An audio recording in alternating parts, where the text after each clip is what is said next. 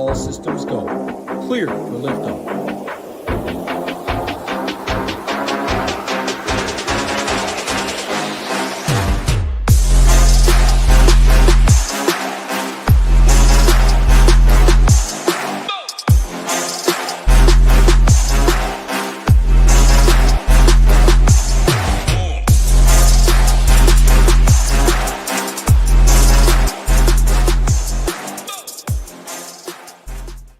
What's going on, everybody? Happy Tuesday with my man Rio. Talking some hoops, 5 games on tap. I'll say it right away. I have the hiccups. It is absolutely brutal over here. At least it's an NBA show. Rio does 99% of the talking, but you will probably hear a hiccup here or there in the middle of my sentence. It's going to be really annoying. I'm going to send it to Rio right away because it's been nothing so far. Rio, how we doing? Yeah, I'm surprised you got through that. I'm trying so hard not to laugh over here, but yeah, I'm doing good.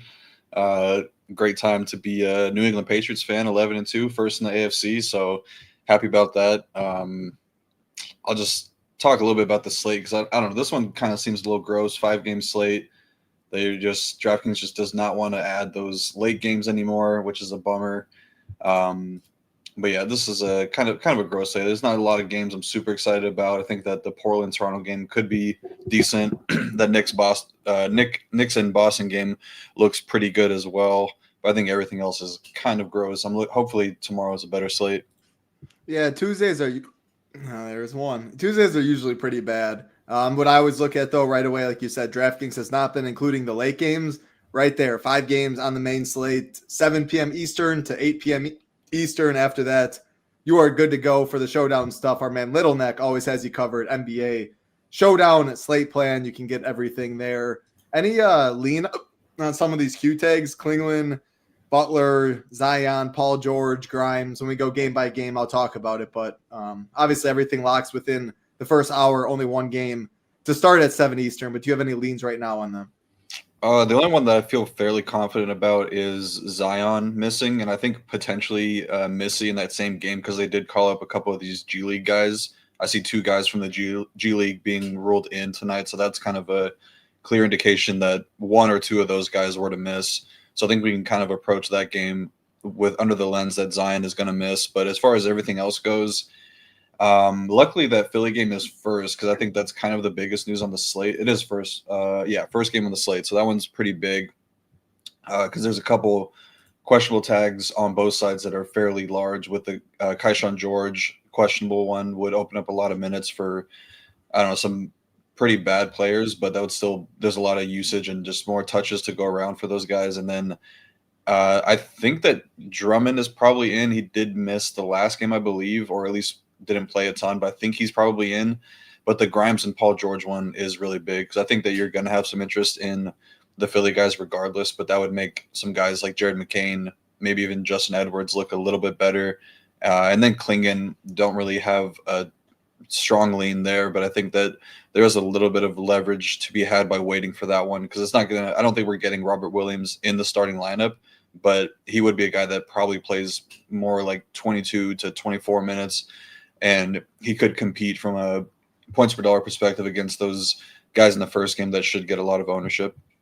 I like it. Yeah, we're going to touch on this first game. We'll go game by game like always, but it's one that, I mean, you can't ignore. Looking at ownership in it right now, 69%, 40%, 41%. If you look on the slate, that is some of the highest owned guys sorting by ownership for all 5 games. The 3 highest players we will be talking about in the first game. I want to say hi to everybody in chat, but I don't want to keep hiccuping, but I'm going to try. Go Collect, Sean, Gangrene, Coach, Michael, Jordan, Michael again, Parabai, Justin, NY, Wins a Lot, Mr. Mike's Daddy, Ricky, Sam, Go Collect, Warren, YSN. Hope everybody out there doing well, doing better than I am over here again with these hiccups. Excuse me. Hopefully you can just laugh through it. I will be on mute pretty soon, and Rio will be taking over. But before I go on mute, I have to let everyone know 5 days for $19 over here at Ship Nation using the code SHIP19. SHIP19, that is. No better time to get over. A lot going on. MMA pay-per-view back this week. A lot of NFL, of course, going on. NBA every single day. College football. I want to say the conference championships going on as well. So we'd love to have you over at the Nation. Again, 5 days for $19 using the code SHIP19. Let's get into it. First game of the night on an island at 7 Eastern. The Wizards are 13.5-point dogs to the Philadelphia 76ers. 235.5 total in this one. Washington side, Keyshawn George is questionable. Alexander Sarr, Chris Middleton, Corey Kispert are all out. On the other side for Philly, no Joel Embiid, no Kelly Oubre. Well, that's for a long time. Drummond, Quentin Grimes, Paul George, all questionable. You've hinted at it a little bit in your broad slate overview.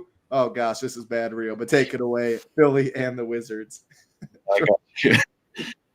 I'm surprised that the chat's not going crazier, but apparently, wait, let me see what Gangrene said. I've never heard of that before. That's a new one. Rio saying drink a lot of, a little water really fast or something like that. Paper towel through the water, hold your breath, get scared. Nothing's working over here. Or a spoonful of mustard. I think that's another one. Well, I'm good on that. I don't even need to be. Well, someone just fucking with me just to get me to try mustard, and it does nothing. No, I'm good. All right, but yeah, getting into this game, I kind of think that Washington could hang around a little bit, especially if Paul George were to miss.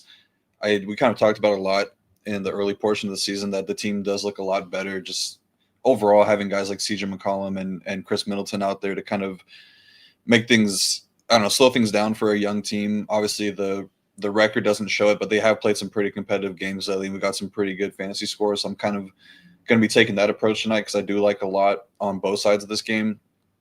Over the last month or so in November, the Wizards were dead last in defensive rating. Sixers got a little bit better, kind of middle of the pack there, ranked 16th. And both teams these are two of the worst transition defenses in the league, bottom 1 and 2 in transition points per game allowed. The Wizards are going to be a team that is really bad at rebounding. They're bottom 2 in rebounding percentage this season, and Philly is a bottom 2 in pick and roll points per game allowed. Wizards are also bottom 6 there, so there's kind of a lot to go around here in terms of both teams scoring offensively, and then you get the value with no Sarr and no Middleton out tonight. That's going to make guys like Marvin Bagley and Tristan Vukcevic very chalky again tonight, and for good reason. I think that in single entry stuff, you can play them both together. I probably would want to be max one of those two in large field play just because I don't think that you're going to get a situation where you're going to need both. I mean, maybe on a 5-game slate, it's more likely for it to happen where both are optimal. But I was just looking at yesterday's slate from the perfect lineup on LineStar, and you only needed Bagley. Together they scored, I think, 57.5 DK points. So that's about 8.5 times their salary, which was 6.8K combined tonight. So you could make the case in small field stuff, single entry, to play both of them and then kind of spend up elsewhere like point guard and power forward because there are some decent spend ups, but probably would take a max one approach in large field play, single entry, play both of them together. I think is fine. And then with Middleton out, we'll see who they start. I see a projected lineup a couple different ways, but one is with Bub Carrington. I think that he'd be okay if he's starting. He's really not that great of a point per minute guy. And then Justin Champagnie is another guy that could get the start. I would have a lot more interest in him because we've seen some pretty big games out of him in the past. Decent talent, and he's only 3.5K, so I would have a lot of interest there. But then guys like CJ McCollum, Bilal Coulibaly, Cam Whitmore should all benefit in a decently big way. CJ is kind of the guy that stands out the most. He sees his usage jump in a pretty big way with Sarr, Trey Johnson, and Middleton all off the court this season, right around 31.5% usage rate, 1.33 fantasy points per minute. Very good numbers for a guy priced at 6.6K. I think the one thing that kind of worries me about playing CJ, granted he's not going to be super high owned, but this is a back-to-back, and he's an older guy. He's only played 27 minutes and 33 minutes in the two back-to-backs this season. So I think on the high end, like 33 is probably what we get from him. But I think that more likely than not, he's probably around like 29 to 30 minutes, which is still okay for the point per minute stuff that he provides. So I'd be okay with him. I wouldn't want more than one of Whitmore or CJ McCollum together because I think that if Whitmore does see more minutes, it's probably at the expense of CJ. Just looking at the last time that Middleton missed the game, Whitmore was checking in for CJ McCollum, so I'd be max one of those two guys. And then I would be max two of Whitmore, Champagnie, and Bilal Coulibaly. And then max two of Bub, CJ, and Keyshawn George if George does get ruled in.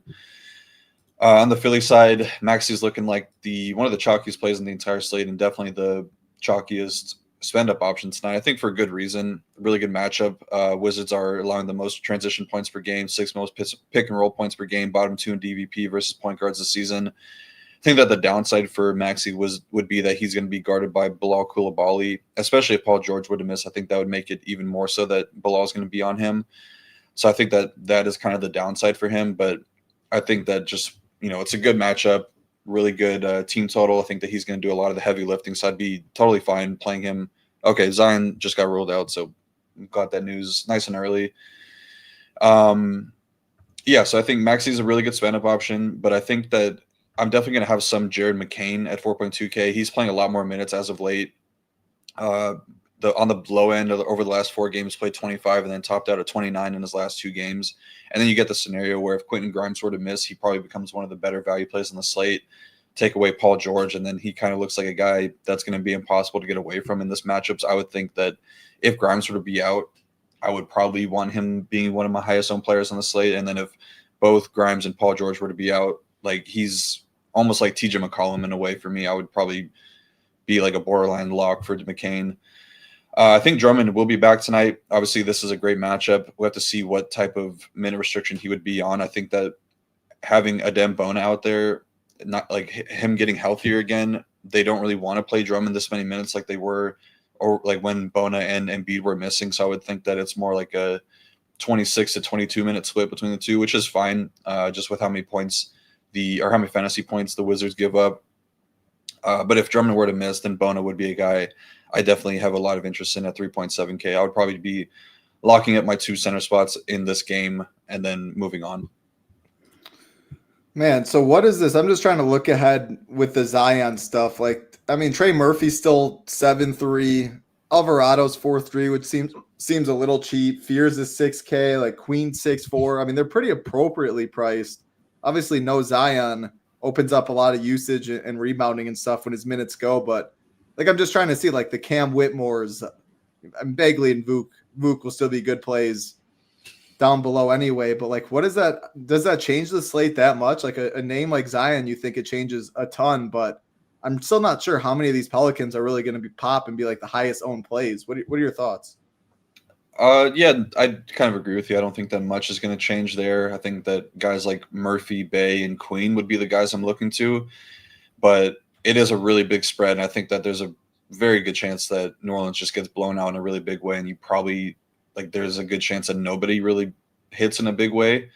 So it's not changing too much because even with Zion with Zion and Derek Queen kind of playing alongside each other, we've seen Zion's role shrink in a pretty big way. So it's not like you're taking away a Giannis or a Jokic type of player where you just need to have some of these guys because there's so much usage to go around. It's a completely different scenario. For sure. Yeah, I just wanted to look ahead of that. Obviously, we'll talk about that game, but pretty much everything Rio is saying about this game still stands. And there's a lot of interesting Q tags in this spot that we'll get the news prior to the first game and lock, obviously, since this one's on the island. Another interesting note is better price for Paul George on FanDuel than DraftKings. What was it? 6.2K on FanDuel. He is 6'5" on DK, just power forward eligible, small forward, power forward. On FanDuel, he will get some ownership over there if he does play. But Max is going to be probably the highest owned, at least one of them on both sites. And this game's getting a good amount of love on DraftKings. Again, it can only get more if some of these Q tags are ruled out. But Vuk, Bagley, Maxey, Whitmore, Champagnie, these guys will be very popular. Are you fine with 5 people in this game, or would that be a little too much? It kind of seems like a lot to lock up early, but yeah, I don't know. I think you're probably playing at least 2 Wizards guys, then potentially even more if George were to miss. I guess 5 could work. I think. Yeah, if you went a Bagley, and I know you don't want to pair these in large field, but if you're locking Bagley, Vuk, that's 36, 32. You had some interest in McCollum. You're playing Chalk, Tyrese, and then a Cam Whitmore or something like that, or Champagnie, or I think you can make it work. I think there's enough value in this game that allows you to spend elsewhere. All right. Well, yeah, we're going game by game. So we'll get to Randall when we're talking about the Minnesota game. Just wanted to touch on Zion real quick. Next game on the slate, Portland Trail Blazers and the Toronto Raptors, 5.5 point Favorites are the Raptors, 231.5 total in this one. Injuries to look at on the Toronto side. RJ Barrett is out. Going over to the other side for Portland, Klingon is questionable. Nothing else to note after that. Obviously, pretty big news. Hopefully, we do get it before the 7 Eastern time. But no Klingon would be, that would put a wrench into things. So, what's your thoughts? Close spread in this one. Seems like a solid game to target. Looks like more ownership going to the Toronto side. Definitely more going to Toronto side. Kamara, Grant, the two getting some for Portland. Take it away. What do you like in this one? I wanted to circle back really quick to Paul George because I did kind of overlook him. I do like him a little bit if he's in. The numbers are slightly better, actually, just in a small sample for George, 75-minute sample with Embiid, Oubre, and Wofford off the court this season. He's averaging 1.37 fantasy points per minute to Tyrese Maxey's 1.28. So he is slightly better from a per-minute standpoint. I don't think that he's going to be playing like 30-plus minutes anytime soon, but I do think that even in like 27 to 28 minutes, he could hit value. So I do want to touch on that too because I do have some interest there. But yeah, this should be a pretty good bounce back spot for Toronto here, coming off 2 straight losses against a team like Portland who plays very fast and has also been struggling on defense over the last month or so. No Drew Holiday will definitely do that, but they're bottom 7 in defensive rating over the last month. And they're giving up really big games to opposing point guards this season. They've fallen to dead last in fantasy points allowed per game to that position. Also kind of like bottom 5-ish, bottom 6s to small forwards and centers. So it's a pretty good spot for a few of these guys on the Toronto side. And then for Portland, the main thing here is just that you're taking away usage guys like Drew and some of these other guys that have been missing and then getting a ton of minutes from guys like Denny and Grant and Kamara. But then if you take away Klingon, like there's a lot of rebounds to go around. And we saw Denny just put up a massive game against OKC in a really tough matchup. So I want to start with him because I normally am kind of looking to get away from playing guys against Scotty Barnes. I think it's a little bit of a different situation with Denny because he's just had such an elite role without Drew Holiday this season. 27.5% usage rate, 37.7% assist percentage, and 10% rebounding rate. We've seen him get a couple triple doubles as of late. And then he also has the added benefit of being a guy that can draw a lot of fouls. He got to the line 23 times last game, so he could very easily get a couple of these guys on the Raptors into foul trouble nice and early. So yeah, I do think that he is a guy that's kind of matchup proof. And then you take away Klingon, like he's going to be a guy that's just getting all the rebounds. So I would have a lot of interest in Denny as a spend up option. If Klingon's in, it makes these guys a little more thin. I think that Jeremy Grant and Kamara are fine. I probably would prefer Grant just because he does a little bit more of the scoring, and Kamara is kind of just asked to be more of a defensive stopper. But if Klingon were to be out, then that would make Grant and Kamara a little bit better. I think Grant would be a lot better, and then Shaedon Sharpe would be interesting. I think that they're on a back-to-back, so he's probably missing the game that they play tomorrow. This is his 3rd game back from the injury, so it's usually around the time that they start to ramp up the minutes a little bit more for guys, and he only played 22 in each of his first 2 games back, so maybe he gets to like 26 to 28-ish, and it's a little pricey for him, so it's very thin, but I think in large field stuff, MME 150 max, he's a guy I'll keep in there if Klingon does get ruled out. Then, like I said, with Klingon getting ruled out, you'll see a little bit more minutes from Robert Williams, a guy that has always been a very good per-minute producer. Probably not going to be starting because they did go small last game, so I would imagine they do that again with the Chris Murray and Sidi Kosoko lineup. But Robert Williams would play a little bit more in that situation. So yeah, right now I think it's just Denny for me. Grant is okay. Klingon and Kamara are fine, but if those guys, or if Klingon misses, then it gets a little bit better. On the Toronto side, I'm going to be max 2 of Scotty Barnes, Ingram, and Quickly. I prefer Quickly by a pretty large margin, but between those 2 guys, just he's the cheapest option. Has been the most consistent from like a minutes and DraftKings standpoint, and he gets the best matchup on the entire slate for point guards, with Portland allowing the most fantasy points to point guards this season. It's just been a little bit harder for guys like Barnes and Ingram to pay off these price tags. We did see Scotty Barnes put up a big game 2 games ago, and he is the best from like a rates and usage standpoint with RJ Barrett off the court. I think the most likeliest outcome for him is that he lands in like the mid 40, and then there's the potential for him to get up to like 59, 60 like we saw against Charlotte.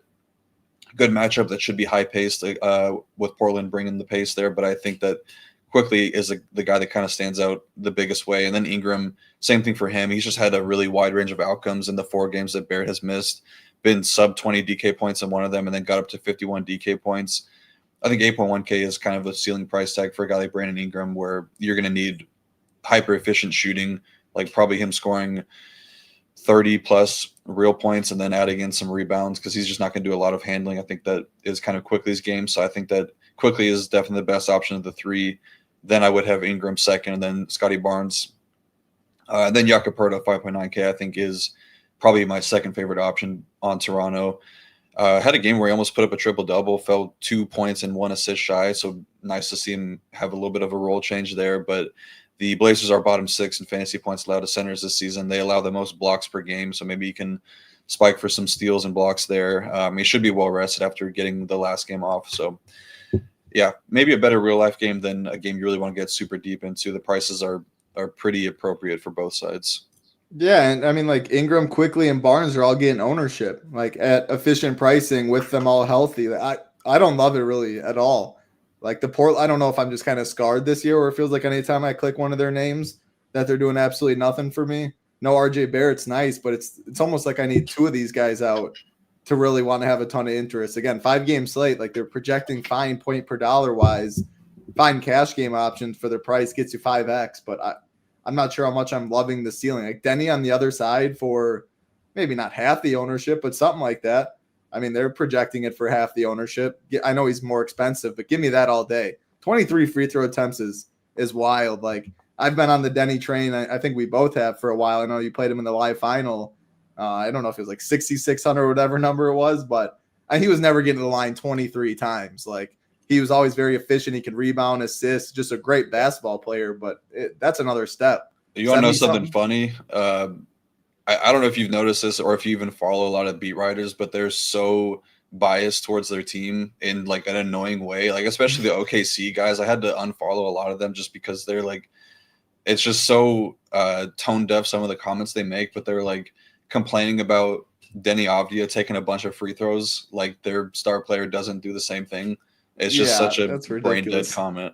That's really bad for sure. Yeah, I've loved watching Denny hoop for sure. So to be honest, I'm with you on a better real life game than DFS though. I can't really get behind the Toronto price, like the ownership with that they're coming with the prices and how healthy they are. And on the other side, Denny at his price, but after that, really not too much interest. If no Klingon, I think Robert Williams would be strong, but center's good. There's no doubt about that. 2 centers will be pretty popular, which can bring you into a lowish owned Jakob Poeltl, like you were talking about as well.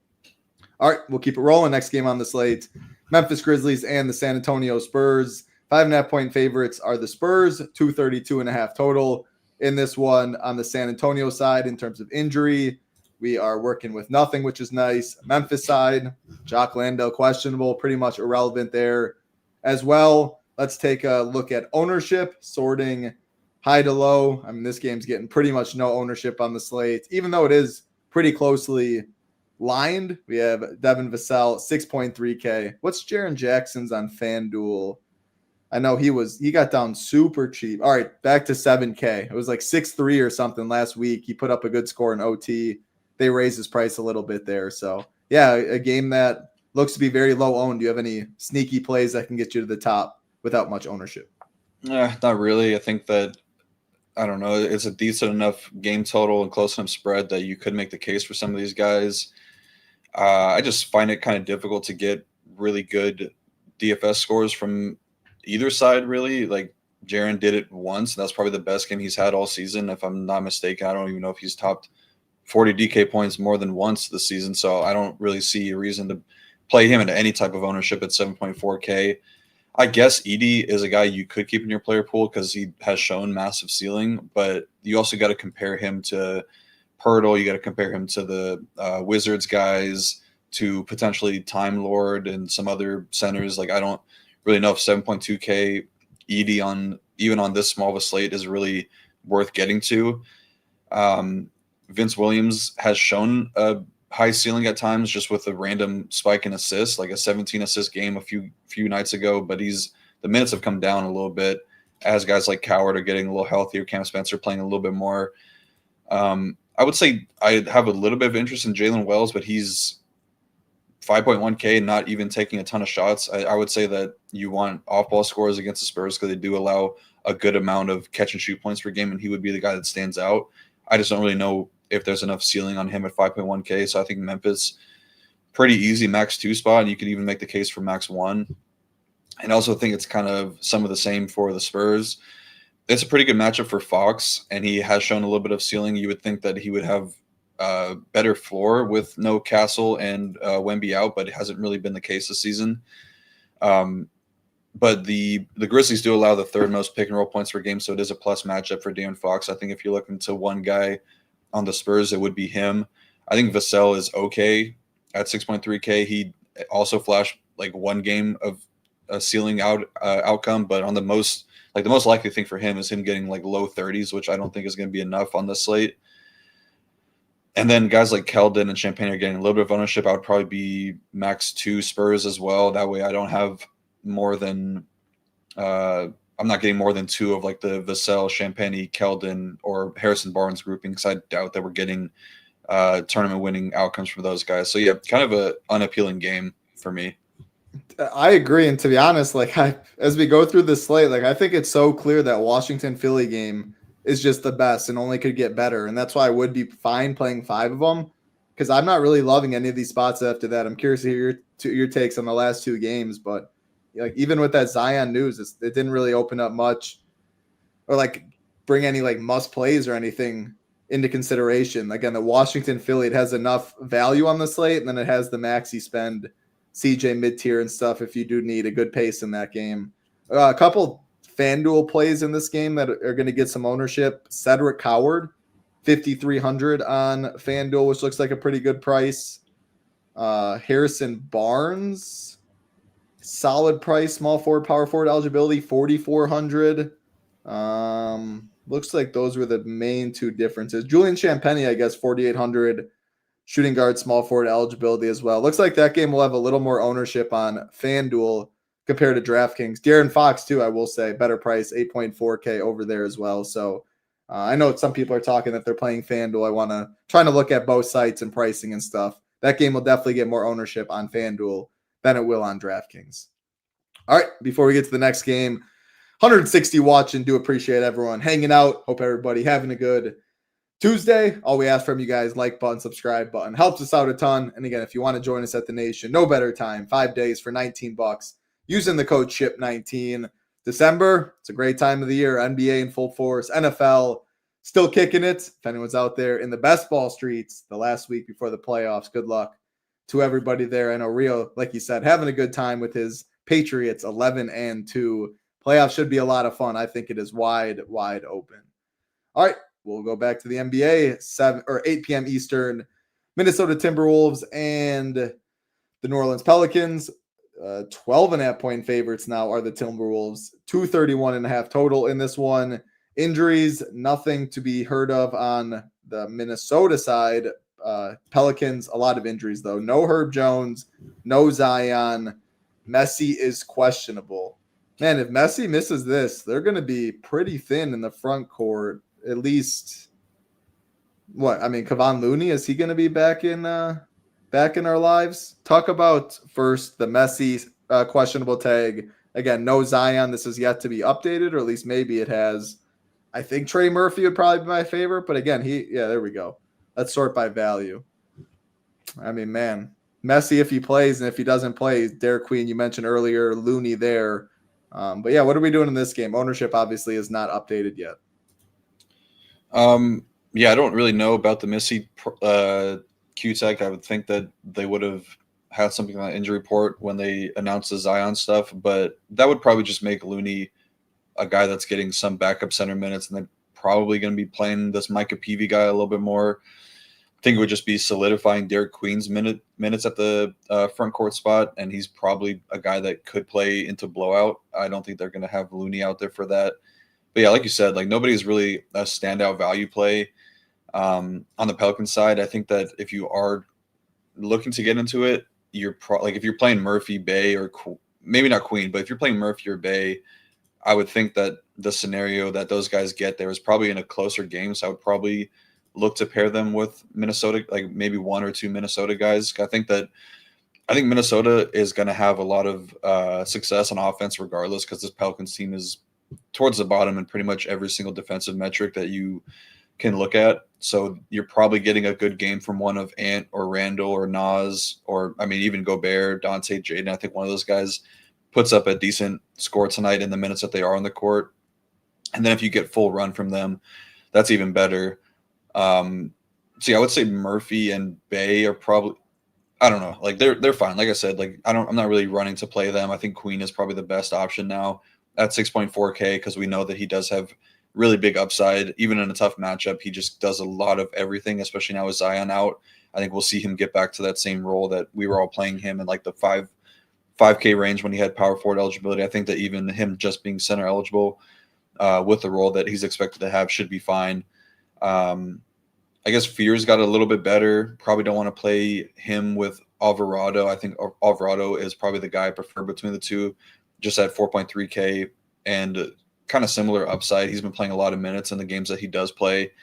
But yeah, I don't think that any of these Pelicans guys are really ones that I'm running to play right now. Do really like the matchup for Ant here, especially with Herb Jones out.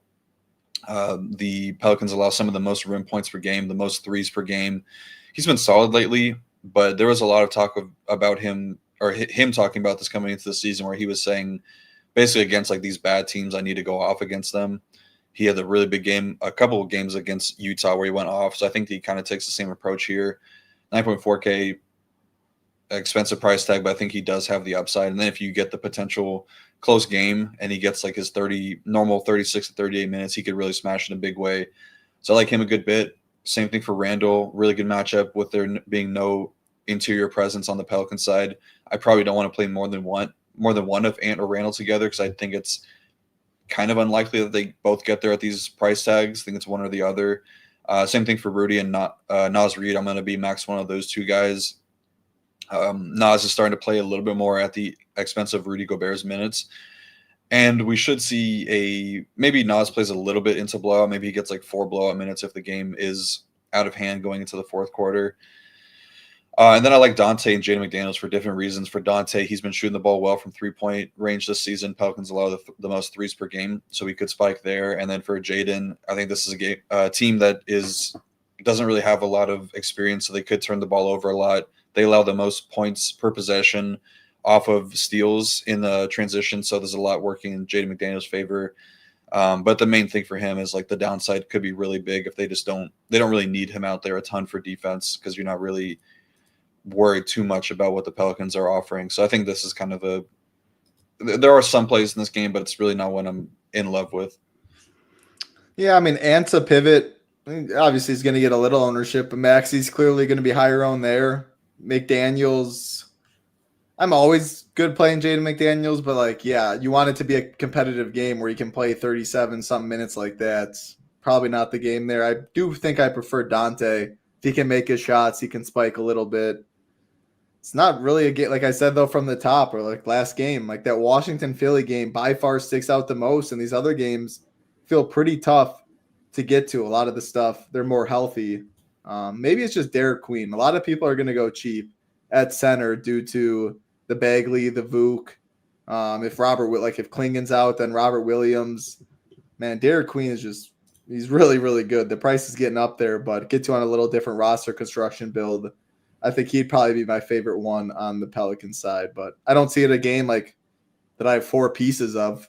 But I do like your take. If you are playing, where you said on the Pelican side, I think like a Murphy or something to play someone on the other side. I think on both sides, if you're playing Ant, if you're playing Murphy, maybe even Queen, like you do almost need it to stay close to get the full minutes for them to fully hit, and then you just get in on this game a little more. So probably like 3 pieces or like 0 or 1 is how I see it if you think it blows out.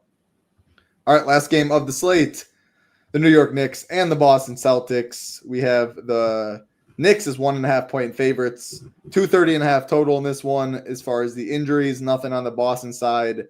OG and Landry Shamet out for the Knicks in terms of ownership in this game. Again, the story of the slate. People are kind of playing the first game. After that, they're sprinkling in other stuff, but there's no doubt. I mean, Josh Hart's been playing great basketball. The price is finally caught up.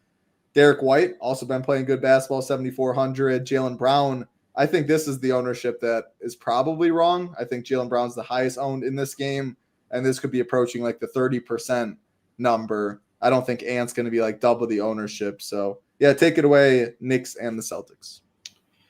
Yeah, I mean, I think that kind of stands out the most is that it's the closest spread on the slate. So if we run into a situation where they are like down to the wire, coming down to the stretch in fourth quarter, and we get overtime, like that could really pay off in a big way. But I do think that there is a range of outcomes where this game is on the lower scoring side of things, because I think that these are two fairly good defenses. Boston is, I mean, they don't really have like a ton of weaknesses. They're really bad at rebounding this season, but so like that's kind of a plus for Cat and Josh Hart, but they've been pretty good in pretty much every other category, like pretty good in rim defense, 3-point defense, pick and roll defense is good. The Knicks are kind of a lot of the same. They have one area of weakness mainly, and that's that they allow a ton of threes per game. Third most catch and shoot points per game, fourth most threes per game, and teams are taking the second most threes per game. And we know that Boston is going to be chucking from beyond the arc. A lot of the reason why that happens is just the scheme that Mike Brown is running out there. They really want to take away pick and roll stuff. Anytime that a team sets up for pick and roll, they're going to be putting two guys on the ball, so that leaves a lot of the secondary options open, kind of a thing that we always look to attack. And there are some really good secondary options on Boston with Derek White and Peyton Pritchard, and then kind of the same for like Jaylen Brown, because Derek White and Jaylen Brown do run a lot of the pick and roll stuff for Boston, so that's going to leave one or two of these guys open. But yeah, like you said, on the Knicks side, Josh Hart's been playing really well, playing a ton of minutes lately. I think that is going to continue here. I think this is a game that they're definitely going to want to win against Boston. But I think Cat is the guy I have the most interest in. He also makes a lot of sense on this slate in particular, where you're spending down at center and probably up at point guard and power forward. With him being power forward and center eligible, it makes a lot of sense to go there. But he also just is matched up really well here. I think Keita is a decent defender, really good shot blocker, but Cat has just been a guy that historically does well against these types of centers, like the prototypical big, like Neemias Queta. He's coming off of 3 down games, so I think if the field's looking at the box score, they might be a little scared off of Cat, but I'm not really too worried about it. He was playing really well in the games prior, and they were running a little bit more of the offense through him, and I think that will continue here, so I like him the most. He had 52 DK points against the Celtics earlier this season. Definitely has 60 DK point upside, so I prefer him. On the Knicks side tonight, a little bit down on the Brunson stuff, just with the way that Celtics have been doing a good job taking away pick and roll stuff. It might be a little bit tougher for him to find a pure scoring ceiling, which is kind of what you need from Brunson, because he doesn't really add a ton of the peripheral stats, with Cat taking a lot of the rebounding, and then guys like Josh Hart and even Bridges and McBride kind of taking away some of the assist stuff. So you're going to need a really efficient scoring night from Brunson, which I'd be okay getting away from an 8.8K. And then Hart would be my second favorite option on the Knicks, just because he does a lot of everything. Has the rebounding upside with no Mitchell Robinson in the starting lineup. Like I said, the Celtics are a really bad rebounding team, so he could hit for a pretty big rebounding game like he's done in 3 out of the last 4 games, double-digit rebounds in 3 of those last 4 games, back-to-back 50 DK point outings. And I think they're really going to run up the minutes here in a game that they're going to want to win against Boston. I don't know. Deuce is a guy that could be in play because he's been shooting the ball really well. 14 for 20 from 3-point range over his last 3 games, playing a lot of minutes. Anywhere from 33 to 39 minutes is pretty good for a guy priced there. So I don't mind him. Is something you want to add? Or No, I was just the minutes surprised me lately for Deuce, but the usage has been, which I guess isn't surprising who he's playing with, catch and shoot guy, but those minutes have definitely crept up. Yeah, shooting the ball great right now, so I think that he's definitely in play, and that's probably it for the Knicks. I think you're getting a little bit too cute going down to Mitch Rob when you're comparing him to Vuk and to Bagley and potentially some other guys, so I don't think I want to go there. The Boston side, I think it's clearly the top 3 guys: Brown, Derek White, and Pritchard. I could see one of these guys having a big game. I don't really know who it's going to be, because I think that they're all doing things differently in a good way. Like Jaylen Brown has been doing a lot of everything from like the rebounding and assist stuff, and we're starting to see that huge role that we expected with Tatum out. He did struggle against the Knicks earlier this season, and getting Josh Hart healthier and Mitch Rob healthier and all these guys healthier is a little bit tougher, but not having OG out there should make his matchup a little bit better. So I think that he's probably the clear guy you're looking to for upside. He's averaging 60 DK points over his last 4 games. So just playing really well, really good basketball right now. And then for Derek White, he was in the midst of one of the worst shooting stretches of his career, probably the last time that these teams played. And he's somewhat turned it around as of late. Made 6 of 11 threes 2 games ago, but just went 3 for 11 from deep against the Knicks the first time they met. So if we run into a hot shooting night from Derek White, I think there's definitely a chance it could happen just with the way the Knicks allow a ton of off-ball scoring. So he could be a pretty high upside option. And then the same for Pritchard, coming off of 42 real point outing against the Cavaliers, also shooting horribly when these teams met the first time, went 2 for 11 from the field, 1 for 7 from deep. I think that this is just a situation where you kind of ride the hot hand. I think one of these guys does put up a pretty solid score, so I have interest in those top 3 guys. And then Keita, coming off of a huge rebounding game, probably not a spot I really want to get into. I do think that he has a lot of foul risk in his matchup against Cat, and you're also just comparing him to guys like Pirtle, who's a little bit more expensive than Vuk and Bagley, who are cheaper. I'm kind of with you, Colin. I'm debating betting these Knicks. We'll see, but I do think for DFS wise, like compared to all these other spots, we like the Toronto stuff in Boston. Give me Brown, White, Pritchard, at least one of those guys to absolutely hit the upside or be on the optimal over Scotty and Ingram in them right now. Like, give me Brown over Scotty, give me White and Pritchard over the Quickleys of the world. I do think they play a lot of minutes. I think the game's competitive. This would be my second favorite game if I was targeting it. Like Keita, he's kind of in a dead range at center where people want to go in the 3K range with Bagley and Vuk. 5-1's a solid price. Like, he's not going to not be played, but you can only play 2 centers.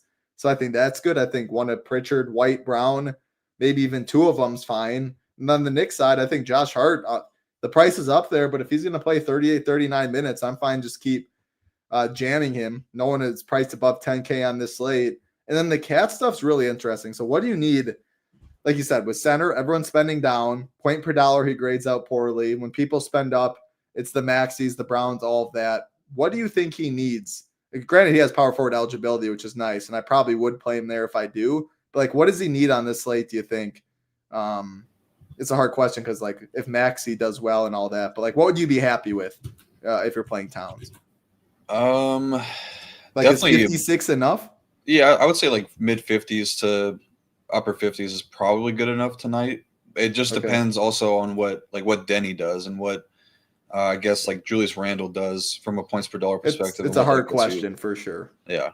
Like, I do prefer Denny straight up, but in terms of ranking guys in the Knicks, I think he's the clear number 1 option. Did you make any rules? What do you like a max? Do you always max 1 Brunson Cat? Is it max 2 Brunson Cat Hart? Is it max 2 Pritchard, Jaylen Brown, Derek White? Obviously, the less games on the slate, the less rules you have to do. But do you have any in this game?